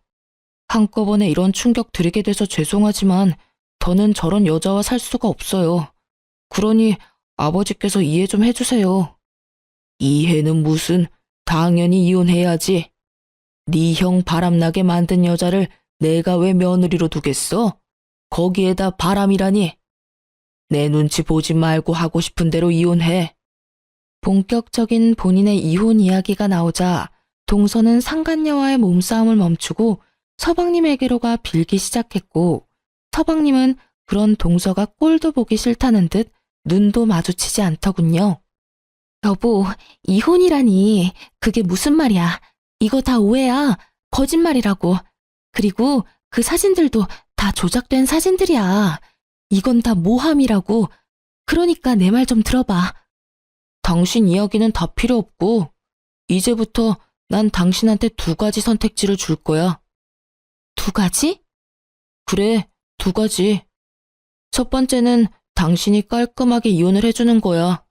깔끔하게 이혼한 당신은 몸만 나가게 될 거고, 물론 아이는 내가 키울 거야. 그리고 두 번째는 지금 당신이 생각하는 그거야. 이혼하지 않고 온갖 변명을 대며 질질 끄는 거. 만약 당신이 그렇게 더럽게 나온다면 난 집을 팔아서라도 최고의 변호사를 선임해서 당신 주머니에 든 10원짜리 하나까지 탈탈 털어서 법정 최대 위자료로 받아낼 거야. 아, 물론 이 경우에도 당신은 내 자식을 키우진 못할 거야. 서방님은 단호했고 동서는 머리가 잘 굴러가더군요. 그 짧은 순간에도 어떤 선택이 자신에게 더욱더 이득인지 판단을 내린 동서는 알겠다는 대답과 함께 시댁을 나가버렸고 이 모든 상황을 지켜보던 남편은 상간녀에게 빌기 시작하더군요. 자기야 제발. 나 자기 없으면 안 되는 거 잘 알잖아. 그러지 말고 다시 한 번만 잘 생각해봐. 응? 우리 아버지 말은 저렇게 했어도 나 절대 못 버려. 아버지 마음만 돌리면 우리 둘이 잘 먹고 잘 사는 일만 남은 거라고. 아직도 정신 못 차렸어? 다 끝났어. 끝났다고. 다신 나한테 연락하지 마. 알겠어? 상간녀는 매몰차게 남편을 뿌리치더니 동서와 마찬가지로 시댁을 나가버렸고 이제 남은 사람은 저뿐이었죠. 아무리 남은 사람이 저뿐이라고 하더라도 자신이 보여준 짓거리가 있는데 설마 저에게까지 매달릴까 싶었는데 남편 놈은 그 대단한 짓을 하고야 말더군요. 여보, 나 버릴 거 아니지? 우리 친구로 10년, 연인으로 3년이야. 부부로 산 세월까지 다 하면 15년이 넘는다고. 그간의 세월이 있는데 고작 이런 일로 나 버릴 건 아니지. 이 와중에도 그 흔한 미안하다는 사과 한마디 하지 않는 놈을 보는데 제 심정이 어땠는지 여러분은 짐작이나 가시나요? 말로 표현 못할 5만 가지 감정이 제 머릿속을 오가더라고요. 그중 가장 큰 감정은 배신감과 비참함이었어요. 절 얼마나 하찮게 그리고 우습게 봤으면 이 와중에도 사과 한마디 없이 저의 용서를 바라는 걸까 싶어서요. 참 대단하다 정말. 이 와중에도 나한테 미안하단 말 한마디가 없으니까 말이야. 그거야. 미안한 건 말하면 입 아프니까 굳이 안 한 거지. 나 당신한테 정말 미안해. 진심이야. 그러니까 나 한 번만 용서해줘. 내가 앞으로 정말 잘할게. 당신이 잘하든 말든 난 이제 상관없어. 난 아까 말했듯이 당신 같은 인간이랑 이제 1분 1초도 같이 살기 싫으니까. 여보, 제발. 그러지 말고 나한테도 기회를 줘. 기회? 내가 당신 마음 모를 줄 알아? 나한테 어떻게든 달라붙어서 아버님 마음 돌리려고 그러는 거잖아. 내가 정말 좋아서 아니라 당신이 아쉬워서 이러는 거 모르는 줄 아냐고. 내가 정말 바본 줄 알아? 이 상황에서 어떻게 나한테 기회를 달라고 부탁할 수가 있어? 당신 정말 뻔뻔하다. 난 당신이 이렇게까지 파렴치한 사람인 줄 정말 몰랐어. 정말 실수였어. 실수였다고. 우리가 함께한 세월이 15년인데 이까짓 바람 한 번쯤은 덮고 넘어가 줄 수 있잖아. 당신은 왜 그렇게 사람이 모질어? 제가 자기 사과를 받아주지 않자 도리어 화를 내는데 정말 어이가 없더라고요. 그러면서 제가 왜 이 인간 같지도 않은 인간이랑 그곳에서 입씨름을 하고 있는지도 모르겠고요. 그래서 전 준비했던 마지막을 해주었어요. 나 원래 이렇게 모질었어. 몰랐어? 그리고 또 모질게 말해보자면 아쉽게도 당신한텐 선택지는 물론이고 기회도 없어. 난 당신이랑 좋게 이혼할 생각도 없고 쉽게 이혼할 생각도 없어. 그러니까 각오 단단히 하는 게 좋을 거야. 마지막 경고의 말을 끝낸 저는 아버님께 인사를 드리고 시댁에서 나와버렸습니다. 그 뒤론 일사천리였어요. 남편이 찾아오기도 했고 연락으로 귀찮게 굴기도 했지만 이혼은 막힘없이 진행되었어요. 전 상간녀 소송과 함께 동서에게도 위자료를 청구했고 좋은 변호사분을 만난 덕분에 예상보다 빨리 그리고 예상보다 많은 금액의 위자료들을 받고 이혼을 할 수 있었어요. 서방님 역시 전 동서는 깔끔하게 보내주었지만 상간남 소송만큼은 칼같이 진행했다고 하더군요. 그 많은 남자 중 전 동서가 유부녀인 걸 알면서도 꽤 오랫동안 지속적이게 만나던 남자가 딱 한 명 있었는데 그 남자만큼은 그냥 넘길 수가 없었다고 하더라고요. 그렇게 진행된 상간남 소송으로 서방님 역시 복수를 할 수 있었죠. 서방님과 이혼을 하고 난 후 전 동서는 당연하다는 듯 상간남을 찾아갔다고 들었어요. 하지만 상간남 소송까지 당해 망신이란 망신은 다 당하고 돈은 돈대로 날린 상간남은 이미 그 여자에게 남은 마음이라곤 미움뿐이었고 그랬기에 전 동서를 받아주는 일은 없었죠. 거기에다가 땡전 한 푼 없는 여자니 혹 붙일 생각이 아니라면 더욱 받아줄 마음이 들진 않았겠죠. 전 남편의 결말도 다르진 않았어요. 저와 이혼하고 난 후 시댁에서도 받아주지 않자 전 남편이 찾은 곳은 상간녀였다고 합니다. 매일같이 찾아가 얼마나 귀찮게 했으면 상간녀에게서 전화가 다 왔더라고요. 이보세요. 당장 그쪽 남편 좀 데리고 가라고요. 매일같이 찾아와서 울고 불며 매달리는데 사람 미칠 지경이라고요. 그런 말을 왜 나한테 하는지 잘 모르겠네요. 내가 왜 그 사람을 데리고 가야 하는데요? 그거야. 저 남자가 그쪽 남편이니까 그렇죠. 그 남자 이제 내 남편 아니거든요. 네가 꼬셔서 정신 나가게 했으면 네가 책임져야지. 누구한테 떠넘기는지 모르겠네. 내가 왜 책임을 져? 내가 그때 말했었잖아. 저딴 놈이랑 살 생각 없다고. 그러니까 당장 와서 데리고 가라고. 이러다 내 혼사길까지 막히게 생겼어. 유부남 꼬셔서 한 가정 파탄 낼 거라고 작정할 땐 네 혼사길 정도야 꽉 막힐 거라는 각오 정도는 했어야지. 뭐라고? 네가 네 남편 간수를 못해서 나한테 넘어온 걸 나한테 어쩌라는 거야. 나 경찰에 신고할 거야. 네 남편 깜빵 가는 걸 보고 싶어? 눈치 하나는 빠른 줄 알았더니 그것도 아니더군요. 다른 것도 아니고 전 남편을 가지고 저한테 이런 말을 한다니. 어이가 없어 코웃음이 다 나더라고요. 깜빵을 보내고 싶은 사람한테 깜빵을 보낼 거라고 겁을 주다니. 이 얼마나 웃기는 상황인가요? 전 터져나오는 웃음을 참지 못하고 웃어버렸어요. 신고? 하려면 해. 나 이혼했다는 말 못 들었니? 그 인간이 깜빵을 가든 지옥을 가든 그게 어디든 그 인간이 불행할 수만 있다면 난 환영이야. 이거 왜 이래? 뭐라고? 나 정말 신고할 거야? 신고하든 말든 맘대로 하라니까. 그리고 샤넬백 사줄 땐 사랑한다더니 쥐뿔도 없는 놈 되니까 귀찮니? 그 마음 이해 안 되는 건 아니지만 그래도 어쩌겠어. 네가 다 그렇게 만든 상황인데. 그러지 말고 품고 살아봐. 잘 살다 보면 또 모르지? 두 사람이 꿈꾸던 재산 물려받아 잘 먹고 잘 사는 미래가 현실이 될 수도 말이야. 아, 아버님이 유언장에도 친히 그놈한테는 한 푼도 안 준다고 적으신다고 했지? 어쩌니? 너희가 바라던 그 꿈 같던 미래는 정말 꿈이 돼버렸고 너한텐 웬 버러지 한 명이 붙어버렸으니 하여튼 난 이혼했고 나하고는 상관없는 사람이니까 네가 알아서 해. 나한테 연락하지 말고. 너야말로 나한테 한 번만 더 연락해서 이딴 되지도 않는 말 또 하면 내가 경찰에 신고할 테니까. 알겠어? 그 뒤로 상간녀는 온갖 욕을 해댔지만 전 전화를 끊어버렸고 그 뒤로도 연락이 오길래 그냥 차단해버렸어요. 정말 신고라도 해버릴까 하고 생각한 적도 있었지만 신고해봤자 뭐 하겠어요? 이리저리 불려다니기만 하고 귀찮아질 것이 분명해 그만두기로 했죠.